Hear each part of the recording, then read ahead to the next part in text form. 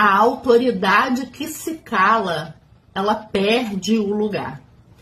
Aqui no digital, você não precisa ser extrovertida, engraçada ou influencer para ser vista como referência.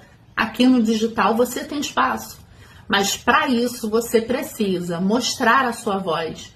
Você precisa mostrar o que você faz, como você pensa, o que você acredita. O algoritmo, ele só entrega quem tem voz, quem tem algo a acrescentar, quem tem algo a dizer. Então, permita-se a se colocar aqui no digital como autoridade e referência dentro do que você trabalha. Então, se posicione de forma clara, de forma ética e principalmente de forma estratégica. Assim, o seu conteúdo vai ser entregue para a sua audiência.